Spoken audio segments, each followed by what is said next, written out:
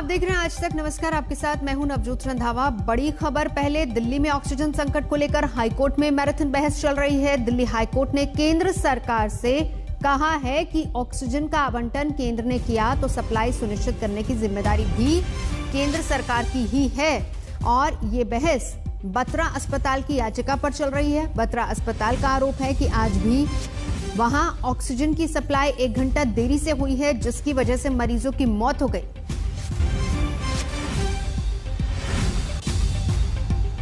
अस्पतालों में बढ़ते मरीजों की संख्या, ऑक्सीजन संकट, इसी को लेकर अस्पताल कोर्ट का दरवाजा खटखटा रहे हैं बार बार, और इस पर कोर्ट भी लगातार नसीहत दे रहा है। एक तरफ केजरीवाल सरकार को, यानी दिल्ली सरकार को, और दूसरी तरफ केंद्र सरकार को भी।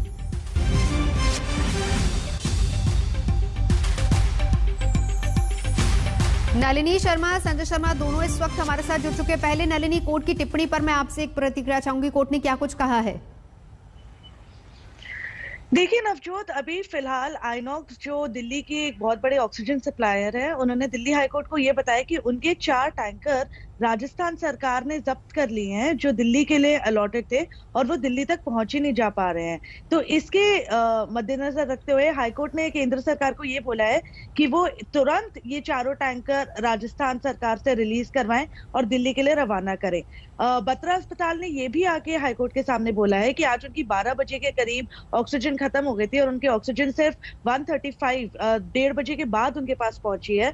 तो ऑलमोस्ट 1 घंटा 20 मिनट उनके पास आज बिल्कुल भी ऑक्सीजन नहीं थी, जिसकी वजह से ना ही उनके काफी पेशेंट्स की जाने गई हैं, पर एक डॉक्टर की भी मृत्यु हो गई है इस पूरे टाइम के दौरान जब उनके पास ऑक्सीजन सप्लाई अवेलेबल नहीं थी। तो हाईकोर्ट ने बोला है कि जो भी सारे इमीडिएट कंसर्न्स हैं, जो भी अस्पताल सारे याचिका लेकर पहुंचे हैं हाईकोर्ट, उनकी याचिका पर दिल्ली सरकार तुरंत देखे कि कैसे ऑक्सीजन उन्हें तुरंत दी जा सकती है। और मीनवाइल उन्होंने ये भी मांगा है कि 1 अप्रैल से जो भी सारे मरीज भर्ती हुए हैं दिल्ली के अस्पतालों में, जिन्होंने ऑक्सीजन बेड ऑक्यूपाई कर रखे हैं, उनकी सारी डिटेल्स भी हाईकोर्ट के सामने रखी जाए। बिल्कुल।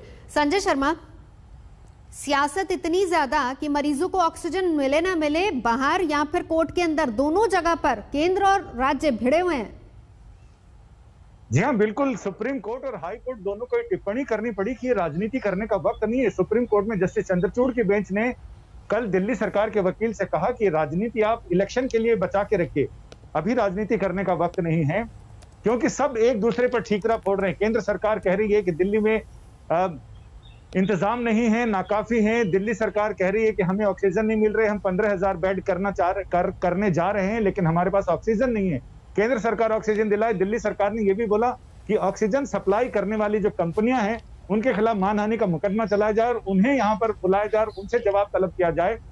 फिलहाल के कोर्ट ने दिल्ली सरकार से पूछा है कि जब हालात इतने भयावह और खराब हैं, तो क्या आपने केंद्र सरकार से कहा कि आपको सेना की मदद चाहिए? सेना इस समय काफी कुछ कर सकती है। सेना के तीनों अंगों के पास सफिशिएंट संसाधन है। क्या आपने उसके लिए गुहार लगाई है? फिलहाल गुहार नहीं लगाई। हो सकता है कि दिल्ली सरकार अब केंद्र सरकार से गुहार लगाए और ये कहे कि सेना की मदद की जरूरत है, क्योंकि दिल्ली में हालात उसके काबू से बाहर होते जा रहे हैं। संजय, मैं लौटती हूँ, जरा इस पर आगे टिप्पणी आपसे चाहेंगे, लेकिन इस बीच आरोप प्रत्यारोप का सिलसिला क्या है जरा वो भी हम बता देते हैं, क्योंकि कोरोना की चपेट में दिल्ली, लगातार हालात खराब हो रहे हैं, कोर्ट तक को टिप्पणी करनी पड़ रही है। दिल्ली और केंद्र सरकार दोनों ही जिम्मेदारियों का ठीकरा एक दूसरे पर फोड़ रहे हैं।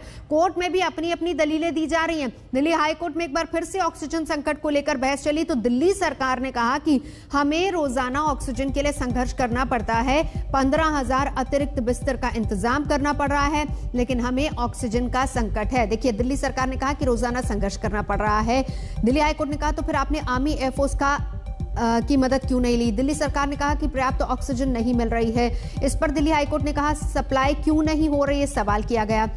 दिल्ली सरकार ने कहा कि रोजाना संघर्ष करना पड़ता है, तो इसी पर फिर से कोर्ट ने कहा कि आप सेना की मदद ले सकते हैं, कि आप अभी तक वहां पहुंचे, सप्लाई क्यों नहीं हो रही है। सारे ऐसे पहलू हैं जिसको लेकर दिल्ली सरकार को भी कोर्ट की नसीहत और केंद्र सरकार को भी कि आप कागजों में नहीं दीजिए, बल्कि उसकी सप्लाई सुनिश्चित करने की जिम्मेदारी भी उन्हीं की है। संजय शर्मा, हर दिन सुनवाई, लेकिन इस बीच आज भी जो कम से कम बत्रा अस्पताल के डॉक्टर्स ने अपनी बात वहां पर रखी, बहुत दुखद है, जैसा कि मिलन भी बता रही थी।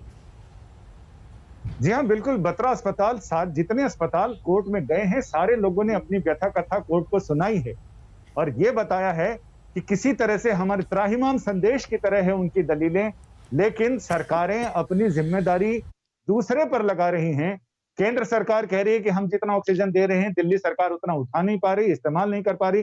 दिल्ली सरकार कह रही है कि हमारे ट्रक जब्त किए जा रहे हैं, टैंकर जब्त किए जा रहे हैं। कोर्ट ने यह भी कह दिया केंद्र सरकार को कि आपकी जिम्मेदारी है, हरियाणा में, यूपी में जहां भी दिल्ली के हिस्से की ऑक्सीजन की सप्लाई है, वो टैंकर अटके हैं, उनको दिल्ली तक पहुंचाया जाए। तो कुल मिलाकर ये दिल्ली सरकार ये भी कह रही है कि एक और केंद्र सरकार, दूसरी ओर सप्लायर्स वो आपूर्ति नहीं कर रहे हैं और उनके खिलाफ मुकदमा दर्ज किया जाए और उनके खिलाफ कार्रवाई की जाए। यानी सब एक दूसरे पर प्रत्यारोप कर रहे हैं। मुश्किल में सिर्फ इस क्रॉस फायर में जनता परेशान है और किसी भी अस्पताल के आगे जाकर कोई भी आदमी जाकर इसको चेक कर सकता है कि आज तक जो आपको संजय, मैं बता है। लौटती हूँ। चलिए, संजय मिलन दोनों हमारे साथ है, लेकिन